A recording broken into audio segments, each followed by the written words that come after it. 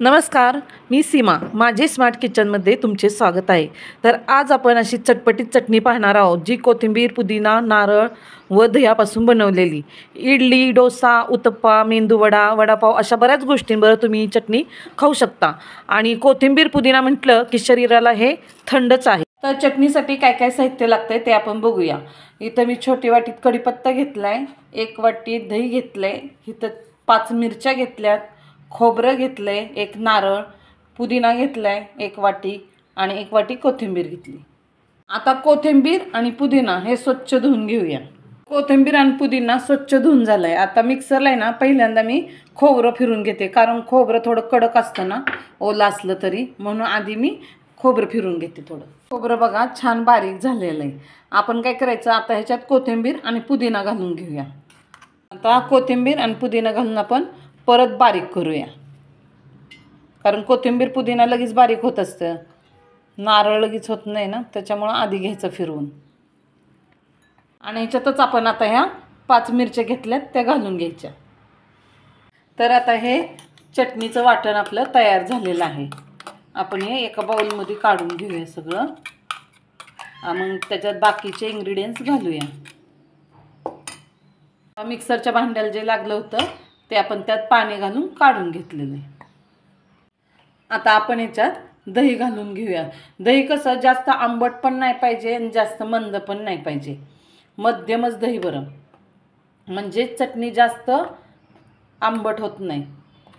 आता आपण ह्याच्यात दही सगळं मिक्स करून घेऊया.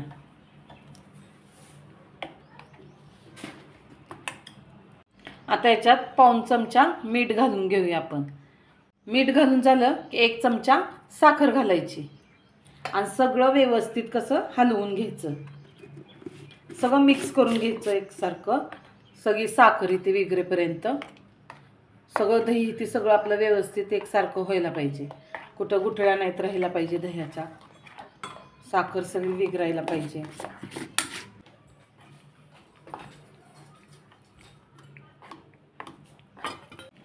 तर आता आपण चटणीला फोडणी देऊन घेऊया. त्यासाठी मी इथं 1.5 पळी तेल घेते.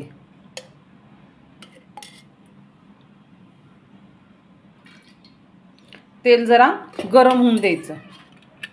आता तेल कडक झालेलं आहे, तर आपण पहिल्यांदा ह्याच्यात मोहरी घालूया. 1 छोटा चमचा मोहरी घालून घ्यायची. मोहरी चांगली तडतडून द्यायची. मोहरी चांगली तडतडली ना, नंतर जिरे टाकायचे. जिरे आधी टाकले ना की जिरे सगळे जळून जातात. आता जिरे घालूया आपण. जिरे घालून झाले की लईच कढीपत्ता घालायचा. कढीपत्ता भरपूर घालायचा असा, आणि असं हलवून घ्यायचं. थोडा वेळ हलवायचं कढीपत्ता त्यात हेवस्तोपर्यंत, आणि ती फोडणी आपण ओतायची चटणीवर आणि सगळं असं एकसारखं मिक्स करून घ्यायचं.